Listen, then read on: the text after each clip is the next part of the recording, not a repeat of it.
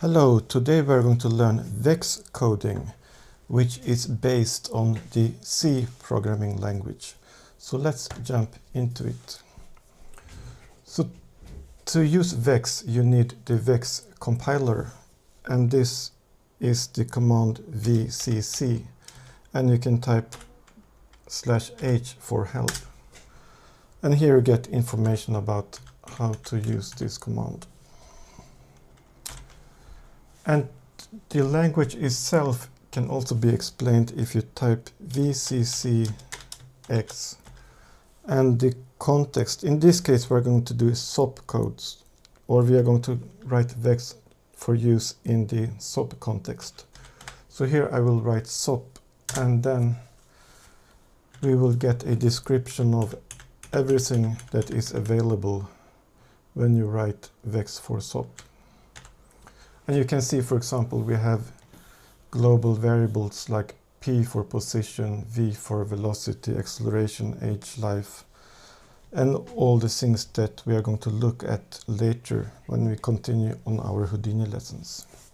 And you can also see here control statements. We have, for example, if and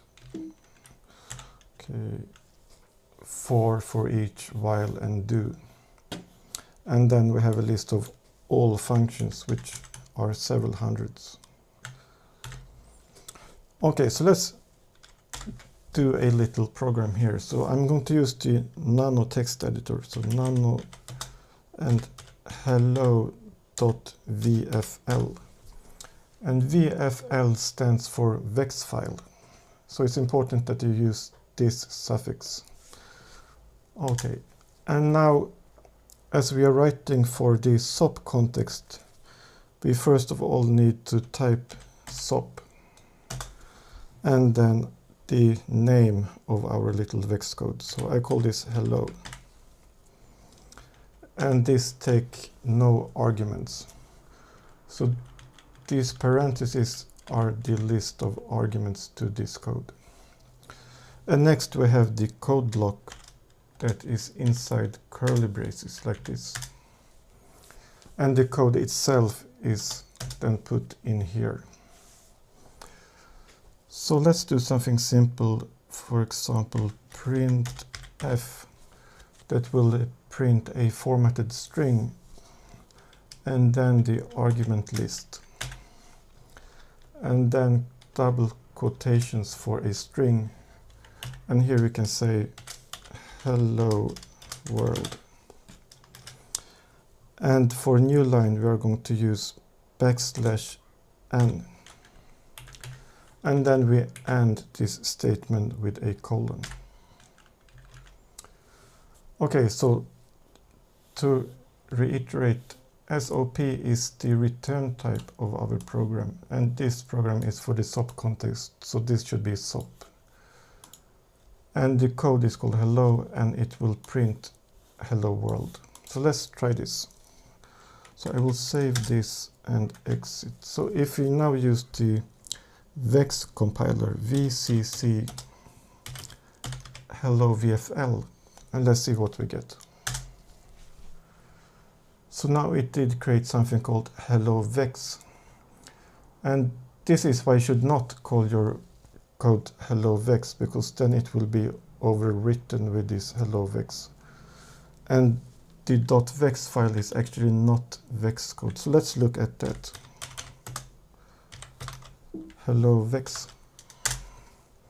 And what you see here is LLVM intermediate representation, which is almost a machine code representation of your program.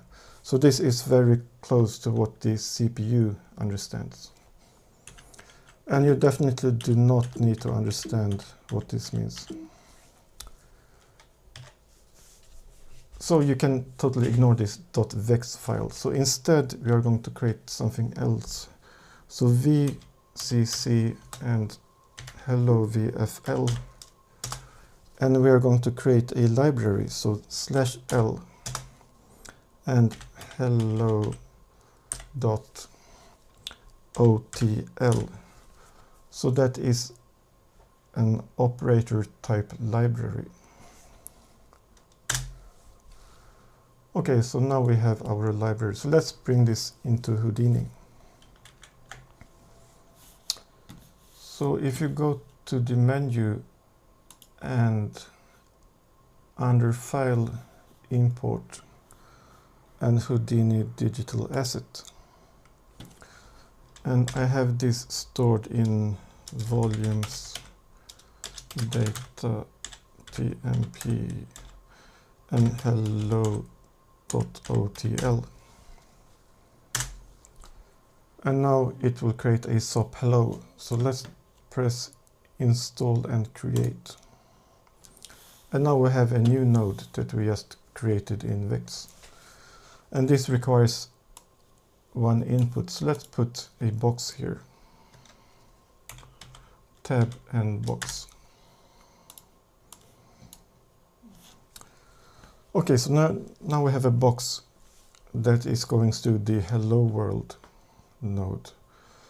And you may wonder, where is this hello world text? And this is actually output to your terminal. So if you look here now, it says hello world. So Houdini did write this text for us. But this may not be the most useful thing. So let's do something more with this. So go back to our hello.vfl. So not the VEX, the VFL file.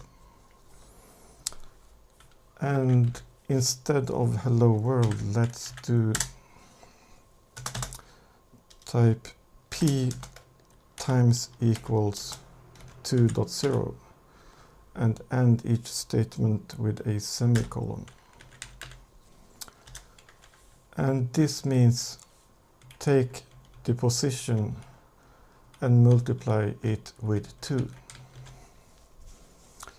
And this is also the same as position equal position times 2. But this is long to write, so we use the previous version. And now if we compile this, so vcc hello.vfl, and if you look at this hello VEX code, which we don't usually need, but just to explain the thing we are getting here. So you can see at the top here, we have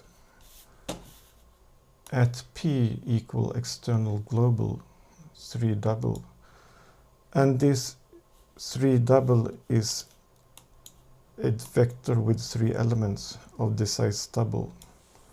And this has an alias at p. So you could also write at p instead here. Oh, sorry, this at p is actually, it has a different meaning. It's just p. So don't confuse this at mark. This at mark here is the LLVM. And it's not the same as the Houdini at mark. So the p that we are using is available here, and it will then take our p statement, and then it will take the 2 constant, and it will multiply p with this other 2 constant. The 2 constant was converted from a float to a 3 times double, in other words, a vector. And then it takes this result and it stores this as the output and returns this, and that is then returned here, and it is the result of our functions. But you don't need to understand this low-level code, just to explain how it works. So instead we are going to do the library. So vcc test.vfl and library hello.otl.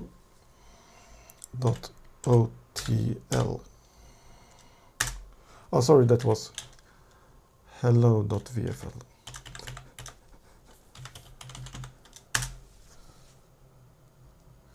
And now let's load this into Houdini. So I'm going to delete the old one. Oh, we didn't need to delete it. It's already here. Okay. So you can see that the box we had here initially, when we go to the other hello node, it is now double the size. And we can disable and enable and disable. You see it doubles the size of this. And if you look at the geometry spreadsheet, you can see that the values are all doubled. And this is what our VEX code is doing. So let's look again so we can reiterate. Okay, so nano hello.vfl. So our hello VEX code takes the position and multiplies it by 2.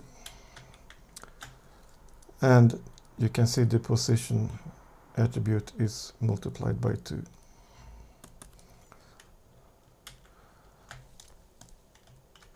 And as we saw when we did VCCX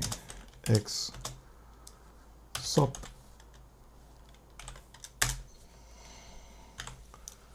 we have the vector P available to use in the SOP context. So this is actually all you need to know to be an expert in VEX. And I also recommend that you read this book, because this is really the Bible on programming. If you know what's written here, then you know everything you will ever need about coding. So I hope this was helpful and not too heavy to digest. So see you next time. Over and out.